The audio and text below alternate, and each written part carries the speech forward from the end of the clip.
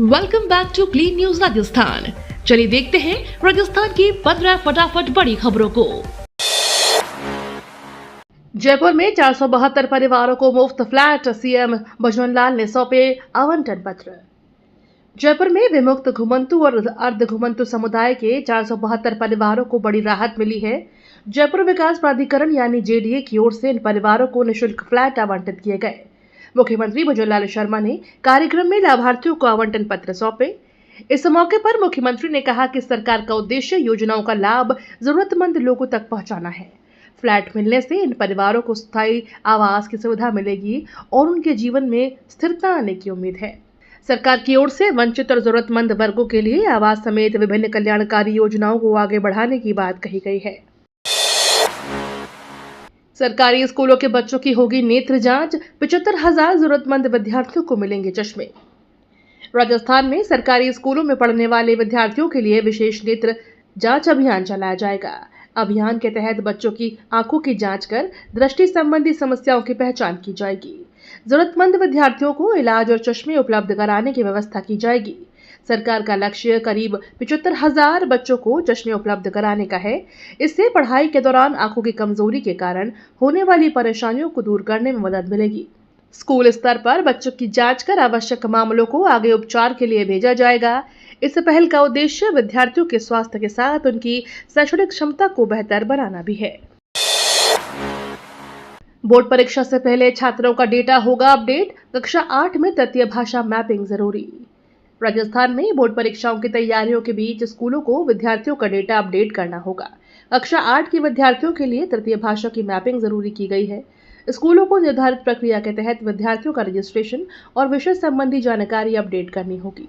शिक्षा विभाग ने स्कूलों को समय पर जरूरी प्रक्रिया पूरी करने के निर्देश दिए हैं। डेटा में किसी भी तरह की गलती या कमी रहने पर परीक्षा संबंधी प्रक्रिया प्रभावित हो सकती है। इसलिए स्कूल स्तर पर विद्यार्थियों की जानकारी को ध्यानपूर्वक जांचने और अपडेट करने पर जोर दिया गया है। बोर्ड परीक्षा से पहले यह प्रक्रिया पूरी करना स्कूलों के लिए महत्वपूर्ण माना जा रहा है। एसिड अटैक पीड़ितों को ट्रेन किराए में मिलेगी छूट, केंद्र ने सुप्रीम कोर्ट में दी सहमति। एसिड अटैक पीड़ितों के लिए केंद्र सरकार ने बड़ी राहत का संकेत दिया है। केंद्र ने सुप्रीम कोर्ट को बताया कि इलाज के लिए बड़े शहरों के अस्पतालों में जाने वाले एसिड अटैक पीड़ितों को ट्रेन किराए में छूट देने की नीति बनाई जाएगी। सरकार की सहमति के बाद जल्द ही इस संबंध में पॉलिसी तैयार किए जाने की उम्मीद है। इससे इलाज के लिए लंबी दूरी की यात्रा करने वाले पीड़ितों को आर्थिक राहत मिल सकती है। सुप्रीम कोर्ट में सुनवाई के दौरान केंद्र की ओर से यह जानकारी दी गई।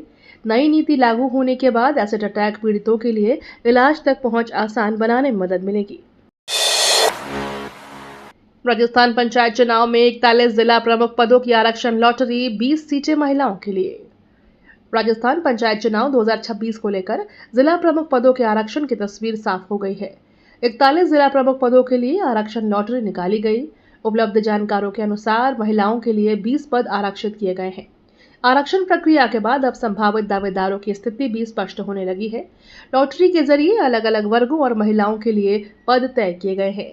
इससे पंचायत चुनाव की तैयारियां तेज हो गई हैं और राजनीतिक दलों में भी हलचल बढ़ गई है। आरक्षण के मुताबिक अब नेता अपने अपने क्षेत्रों में चुनावी रणनीति बनाने में जुटेंगे। डिप्टी सीएम दिया कुमारी ने थामा तिरंगा, जोश और उत्साह के साथ निकली भव्य तिरंगा यात्रा। राजस्थान में देशभक्ति के उत्साह के बीच भव्य तिरंगा यात्रा निकाली गई। उप मुख्यमंत्री दिया कुमारी ने हाथ में तिरंगा थामकर यात्रा में हिस्सा लिया। यात्रा के दौरान लोगों में खासा उत्साह नजर आया और देशभक्ति के नारों से माहौल गूंज उठा। बड़ी संख्या में लोगों ने तिरंगा लेकर यात्रा में भाग लिया। कार्यक्रम का उद्देश्य लोगों में राष्ट्र प्रेम और राष्ट्रीय एकता की भावना को मजबूत करना रहा। उप मुख्यमंत्री ने भी लोगों के साथ कदम से कदम मिलाकर यात्रा में हिस्सा लिया। तिरंगा यात्रा के दौरान पूरे रास्ते देशभक्ति का माहौल बना रहा और लोगों ने उत्साह के साथ राष्ट्रीय ध्वज के प्रति सम्मान प्रकट किया। मॉनसून की मेहर से राजस्थान के 30 बांध लबालब, कुल क्षमता का 53% पानी। राजस्थान में मानसून की सक्रियता से बांधों के पानी की आवक लगातार बढ़ रही है। पिछले कुछ दिनों में हुई बारिश के बाद प्रदेश के 30 बांध लबालब हो गए हैं। जल संसाधन विभाग के आंकड़ों के मुताबिक राज्य के बांधों में कुल भराव क्षमता का 53% पानी जमा हो चुका है। बारिश का दौर जारी रहने के कई अन्य बांधों में भी जल स्तर बढ़ने की उम्मीद है। जलाशयों में बढ़ता पानी किसानों और पेयजल आपूर्ति के लिए राहत की खबर है। हालांकि लगातार बारिश के चलते निचले इलाकों में प्रशासन की निगरानी भी बढ़ाई जा रही है। मृत सरकारी कर्मियों की पुत्रवधुओं को भी मिलेगी अनुकंपा नियुक्ति, कैबिनेट का बड़ा फैसला। राजस्थान की भजनलाल सरकार ने सरकारी कर्मचारियों से जुड़े अहम फैसले लिए हैं। कैबिनेट बैठक के बाद deputy CM doctor Premchand Bairwa ने बताया कि मृत सरकारी कर्मचारियों की पुत्रवधुओं को भी अनुकंपा के आधार पर सरकारी नौकरी मिल सकेगी। सरकार ने सेवा नियमों में बदलाव को मंजूरी दी है। इससे उन परिवारों को राहत मिलने की उम्मीद है जिनमें सरकारी कर्मचारी की मृत्यु के बाद परिवार की आर्थिक जिम्मेदारी प्रभावित होती है। कैबिनेट की बैठक में इसके अलावा यूसीसी बिल के प्रारूप और पेड़ संरक्षण समेत कई महत्वपूर्ण प्रस्तावों पर भी फैसला लिया गया। कोटा को मिली 2 नई अमृत भारत एक्सप्रेस, 2 स्पेशल ट्रेनें अब नियमित सेवा में चलेंगी। रेल यात्रियों के लिए कोटा को बड़ी सौगात मिली है।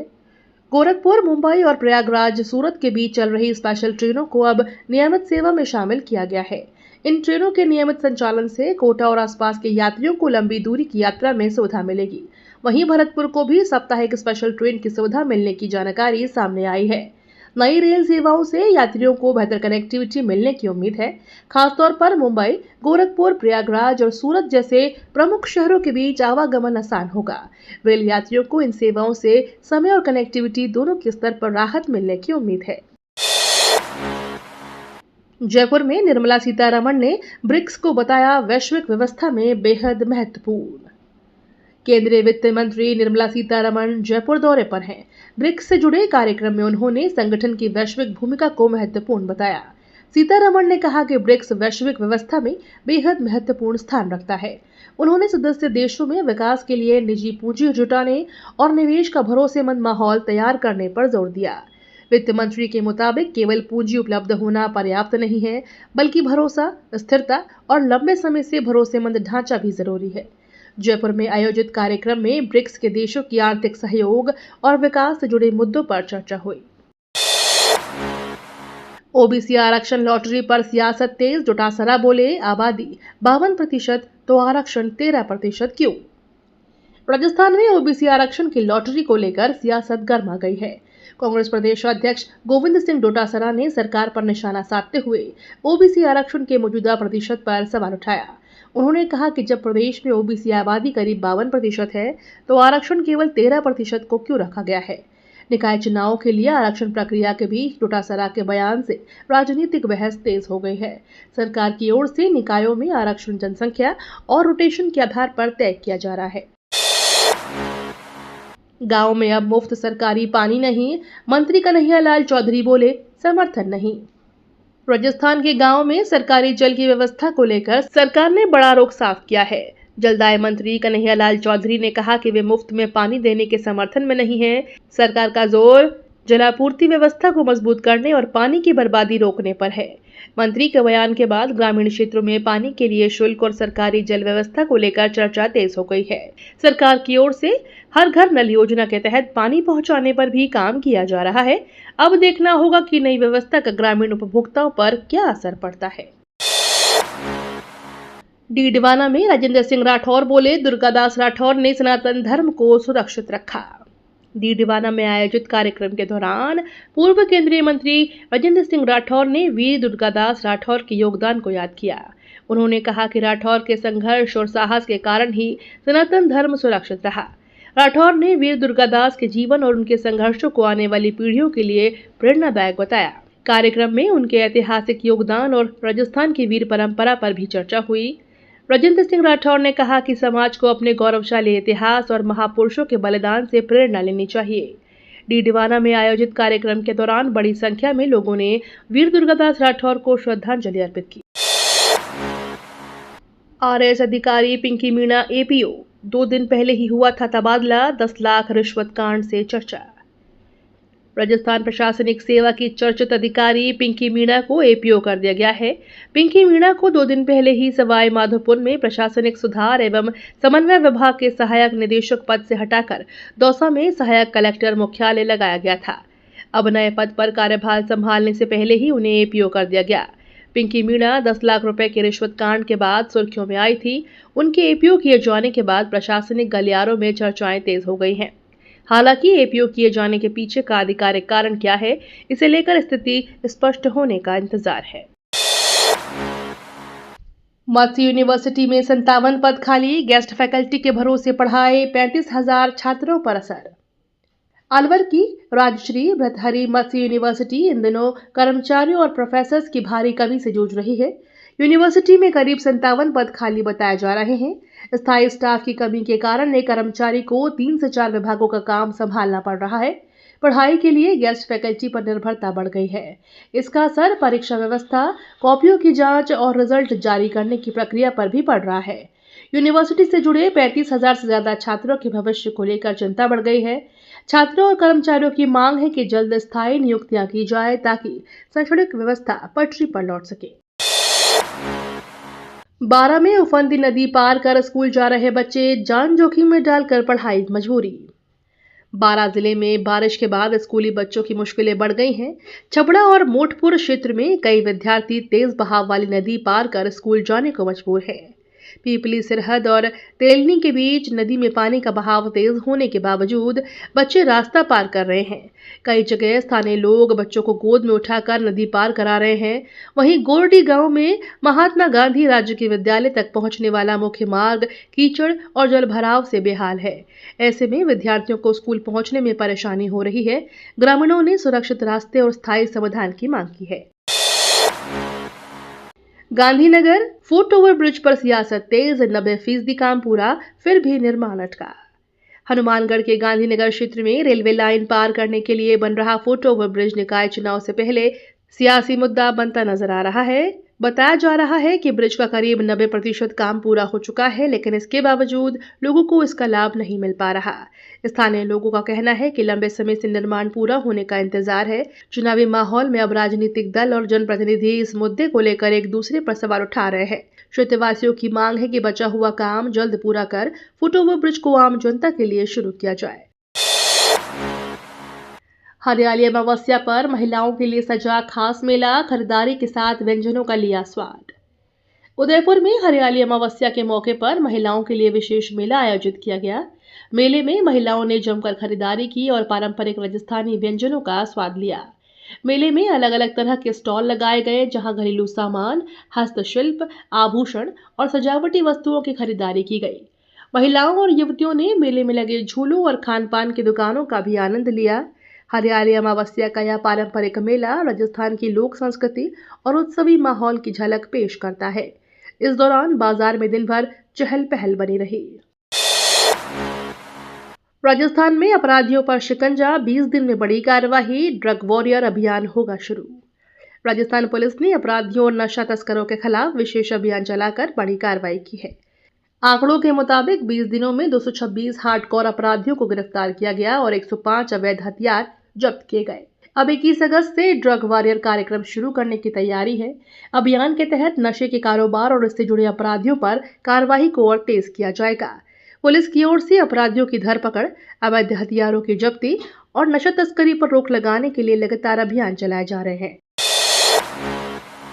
आरपीएससी की आगामी भर्तियों में 8 लाख से ज्यादा अभ्यर्थी पंजीकृत, अगस्त में 18 इंटरव्यू। राजस्थान लोक सेवा आयोग की आगामी भर्ती परीक्षाओं को लेकर बड़ी संख्या में अभ्यर्थियों ने पंजीकरण कराया है।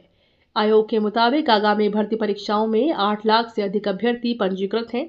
वहीं अगस्त महीने में महज 17 दिनों के भीतर 18 अलग अलग प्रकार के साक्षात्कार आयोजित किए जाएंगे।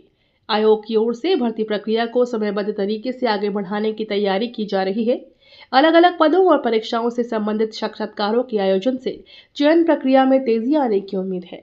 बड़ी संख्या में अभ्यर्थियों के पंजीकरण को देखते हुए आयोग के सामने परीक्षाओं और साक्षात्कारों को व्यवस्थित तरीके से कराने की बड़ी जिम्मेदारी है। शीर्ष सहकारी बैंक के प्रधान कार्यालय में कॉल सेंटर शुरू, ग्राहकों को मिलेगी बेहतर सुविधा। शीर्ष सहकारी बैंक के प्रधान कार्यालय में नए कॉल सेंटर का शुभारंभ किया गया।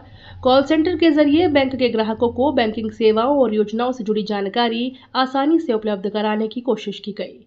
ग्राहक अपनी समस्याओं और बैंकिंग सेवाओं से जुड़े सवालों के लिए कॉल सेंटर की मदद ले सकेंगे। इस पहल से शिकायतों के समाधान और ग्राहकों तक जानकारी पहुंचाने की प्रक्रिया को बेहतर बनाने में मदद मिलने की उम्मीद है। बैंक की ओर से डिजिटल और ग्राहक केंद्रित सेवाओं को मजबूत करने की दिशा में इसे अहम कदम माना जा रहा है। कॉल सेंटर शुरू होने से ग्राहकों को बैंक से संपर्क करने का एक अतिरिक्त माध्यम मिलेगा। जैसलमेर में मानसून मेहरबान, 32 mm बारिश से किसानों और पशुपालकों के चेहरे खिले। लंबे इंतजार के बाद जैसलमेर में गुरुवार को अच्छी बारिश हुई। शहर और आसपास करीब 50 किलोमीटर के क्षेत्र में बारिश होने से मौसम सुहाना हो गया। शाम 5:30 बजे तक जैसलमेर में 32 मिलीमीटर बारिश दर्ज हुई है। पोखरण और मोहनगढ़ नहरी क्षेत्र में भी बारिश से लोगों को राहत मिली। लंबे समय से बारिश का इंतजार कर रहे किसानों और पशुपालकों के चेहरे खिल उठे। खरीफ फसलों के लिए यह बारिश संजीवनी मानी जा रही है। बारिश से खेतों में नमी बढ़ने के साथ फसलों को फायदा मिलने की उम्मीद है। वहीं ग्रामीण इलाकों में भी मौसम को लेकर उत्साह का माहौल है। बीकानेर में बच्चों से भरी स्कूल कैंप पर पलटी, 16 घायल, 14 बच्चे पीबीएम अस्पताल रेफर। बीकानेर जिले के पूगल थाना क्षेत्र के बच्चों से भरी निजी स्कूल की कैंप पर गाड़ी टायर फटने से अनियंत्रित होकर पलट गई। हादसे में वाहन सवार 16 बच्चे घायल हो गए। दुर्घटना के बाद मौके पर अफरा तफरी मच गई और स्थानीय लोगों ने बच्चों को बाहर निकालकर मदद पहुंचाई। घायलों को इलाज के लिए अस्पताल ले जाया गया। इनमें 14 बच्चों की हालत गंभीर बताई गई, जिन्हें बेहतर उपचार के लिए बीकानेर के पीबीएम अस्पताल रेफर किया गया है। हादसे की सूचना मिलते ही पुलिस मौके पर पहुंची और दुर्घटना के कारणों की जांच शुरू की। विश्व चैंपियन बसंत मेघवाल का अनूपगढ़ में भव्य स्वागत, माता पिता और कोच को दी आश्रय। अनूपगढ़ के होनहार एथलीट बसंत मेघवाल के घर लौटने पर जोरदार स्वागत किया गया। अमेरिका के ऑरेगन में आयोजित अंडर 20 विश्व एथलेटिक्स चैंपियनशिप में शानदार प्रदर्शन के बाद बसंत की उपलब्धि पर क्षेत्र में खुशी का माहौल है। स्वागत समारोह में लोगों ने उन्हें बधाइयां दी और उनकी सफलता को युवाओं के लिए प्रेरणादायक बताया। बसंत मेघवाल ने अपनी जीत का श्रेय अपने कोच, माता पिता और सहयोग करने वाले सभी लोगों को दिया। परिवार और स्थानीय लोगों ने कहा कि बसंत ने अनूपगढ़ और राजस्थान का नाम अंतर्राष्ट्रीय स्तर पर रोशन किया है। ऑपरेशन चक्रव्यूह में बड़ी कार्यवाही, 4 करोड़ 31 लाख की अवैध संपत्ति फ्रीज, 5 करोड़ 21 लाख के ड्रग्स नष्ट। नशे के कारोबार और अवैध संपत्तियों के खिलाफ चलाए जा रहे ऑपरेशन चक्रव्यूह में बड़ी कार्यवाही सामने आई है।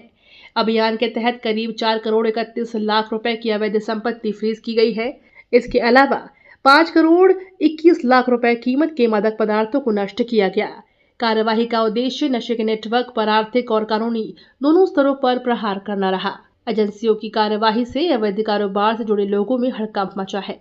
अधिकारियों के मुताबिक नशे के खिलाफ अभियान आगे भी जारी रहेगा। अवैध संपत्तियों की पहचान कर उन्हें फ्रीज करने और जब्त मादक पदार्थों को नियमानुसार नष्ट करने की कार्रवाई लगातार की जा रही है। ये तो थी राजस्थान की बड़ी खबरें। रोजाना सबसे पहले अपडेट पाने के लिए क्लीन न्यूज राजस्थान को अभी सब्सक्राइब करें।